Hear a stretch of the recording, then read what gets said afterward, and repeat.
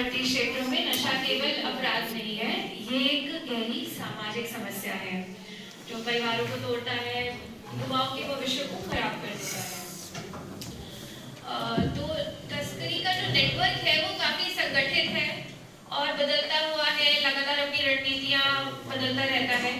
तो ऐसे में पत्रकार केवल घटना बताने वाले नहीं रहते, बल्कि समाज को दिशा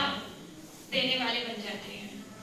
तो नशा विरोधी अभियान में पत्रकारों का मेरे हिसाब से जो सबसे बड़ा हथियार है वो है जागरूकता। तस्करों और नशे का कारोबार अक्सर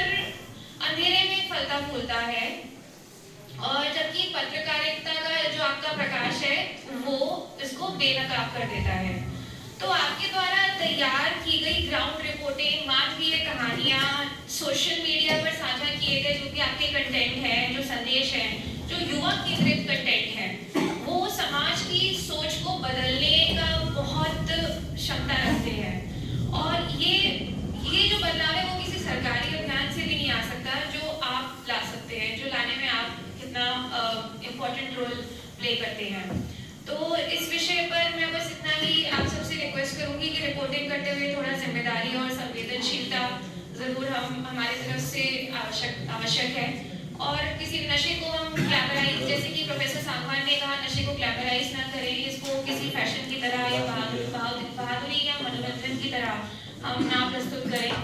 और जो सत्यापित तथ्य हैं उनके आधार पर रिपोर्टिंग ही करें ताकि किसी निर्दोष व्यक्ति को हानि ना हो। और नशे की चपेट में जो युवा आए हैं और उनके जो परिवार हैं उनकी हम गरिमा को बना के रखें और उनको समाज के में वापस मुख्य धारा में एंटर करने में प्रयास करें और प्रेरित करें।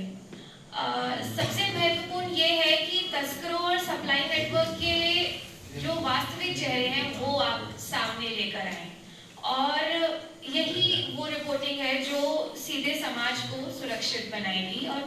हमारी कार्रवाई को भी, पुलिस की कार्रवाई को भी मजबूत करेगी। साथ ही मेरा ये रिक्वेस्ट रहेगा कि नशे से जो जुड़े मुद्दे हैं वो क्योंकि इतने संवेदनशील होते हैं, इसलिए इन्हें हम कभी भी सनसनीखेज तरीके से प्रस्तुत ना करें और केवल व्यूज या टीआरपी या सोशल मीडिया एंगेजमेंट के लिए ड्रग्स के मामलों को सेंसेशनलाइज करना वो युवाओं के हित में भी नहीं है और ना ही वो समाज के हित में है, और कई बार हमारी पुलिस की कार्रवाई भी इससे कमजोर हो जाती है। दमाली पुलिस लगातार नशे के खिलाफ व्यापक प्रयास हम कर रहे हैं, सिरसा पुलिस भी कर रही है, तस्करों पर हम कड़ी कार्रवाई कर रहे हैं, उनकी वित्तीय जांच कर रहे हैं, ओवरडोज के जो मौत के जो मामले होते हैं उनको हम रोकथाम करने की पूरी कोशिश कर रहे हैं। गांव स्तर पर हम समुदाय के साथ लगातार संवाद कर रहे हैं, स्कूल के बच्चों के साथ संवाद कर रहे हैं, क्योंकि स्कूल के बच्चे ही हैं जो सबसे मेरे हिसाब से संवेदनशील कम्युनिटी है, क्योंकि वो ही सबसे ज़्यादा इफेक्ट होते हैं पीयर प्रेशर के अंदर आकर कई बार फैशन समझ के ड्रग्स का सेवन करना शुरू कर देते हैं। तो ये सभी हमारे जो उपाय हैं वो तभी प्रभावी होंगे जब मीडिया उन्हें जनता तक सही रूप से पहुंचाएगी। और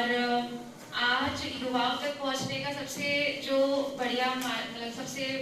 व्यापक माध्यम है वो डिजिटल प्लेटफॉर्म है, और इंस्टाग्राम, यूट्यूब जो सोशल मीडिया हमारा है, ये जगह आज के युवा यहाँ इस पर बहुत समय बिताते हैं, मतलब माने या ना माने ये सच्चाई है। और यदि जो पत्रकार है वो नशा विरोधी संदेश युवाओं की भाषा में और उनके ही अंदाज में, उनके ही मंच पर पहुंचाएंगे तो हमारी जो लड़ाई है वो कई गुना और ज़्यादा प्रभावी हो सकती है।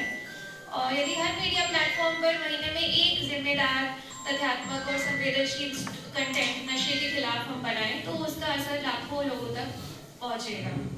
तो अंत में मैं केवल इतना ही कहना चाहूँगी कि नशे के खिलाफ जो लड़ाई है वो पुलिस की शक्ति से तो जीती ही जाती है, लेकिन सामाजिक जागरूकता से निर्णायक रूप से जीती जाएगी, और जागरूकता की चाबी आप पत्रकारों के हाथ में है। जब पुलिस की कार्रवाई और आपकी पत्रकारों की ईमानदार, निडर और संवेदनशील रिपोर्टिंग एक साथ चलेगी तो हम बिल्कुल नशे का जो कड़ा नेटवर्क है इस पे जरूर हम इसको कमजोर करने में सफल होंगे। Thank you. जय हिंद।